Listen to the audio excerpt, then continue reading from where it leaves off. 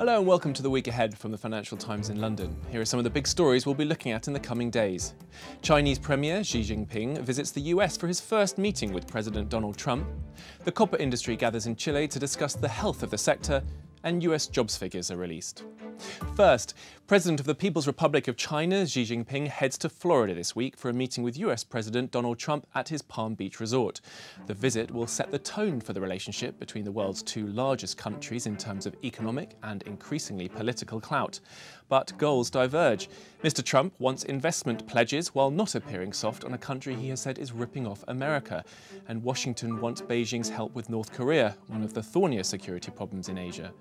On the other hand, the Chinese hope the visit will burnish Mr. Xi's image as a global leader as the Trump administration retreats from American-led trade and climate deals. Other Chinese targets range from reassurance that Mr. Trump won't enact punishing tariffs to a calming of tensions around the South China Sea.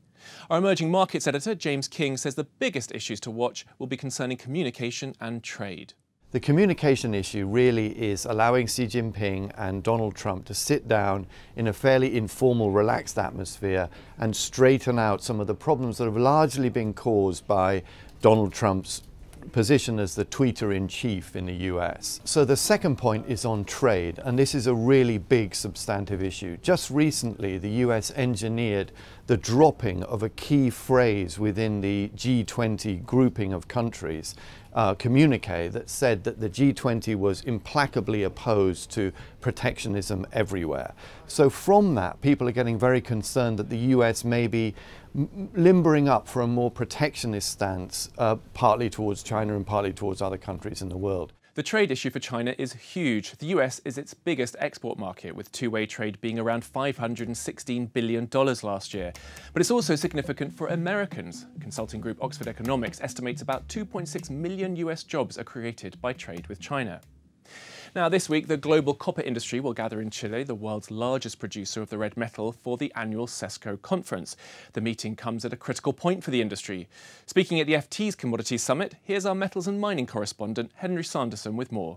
The meeting comes as workers at Escondida, the world's largest copper mine, have decided to return to work after a 43-day strike. That's the longest strike in Chile since 1973. The workers have decided to try again in 18 months after talks collapsed with BHP Billiton, one of the world's largest resources companies. So that will be a key topic of the conference. The other key focus will be copper prices, which have barely rebounded despite the strike and the lost output from the mine.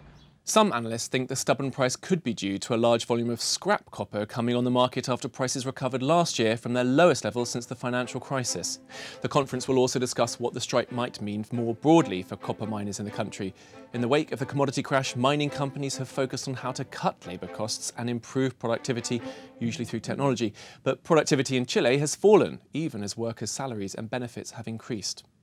And finally, the latest snapshot of the US labour market is due out on Friday, with implications for policymakers. Figures are expected to show that job growth in the largest developed economy cooled in March, with initial estimates suggesting the economy created 175,000 jobs. That compares with 235,000 in February, when job gains helped push the US unemployment rate down to 4.7% from 4.8%. The non-farm payroll report is also expected to show that the unemployment rate held steady, while average hourly earnings inched up 0.3% in March from the previous month. For now, the Fed has continued to signal 2 additional rate rises this year. Signs of wage inflation and upbeat job growth could help bolster their case. FT reporter Mamta Badkar explains how the figures could play into Fed discussions. So the Fed, which lifted interest rates in March, is continuing to watch the US labor market. Fed Chair Janet Yellen has indicated that the path of monetary policy tightening will remain gradual, but she has said that the US labor market is close to full employment. The one factor to consider is Minneapolis Fed President Neel Kashkari, who opted to leave interest rates unchanged when the Fed met last month, has argued that the U6 unemployment rate, which is a broader measure of unemployment, and it also looks at underemployment, continues to be elevated. So that is a factor that investors will like to keep their eye on. And that's what the week ahead looks like from the Financial Times in London. See you again next time.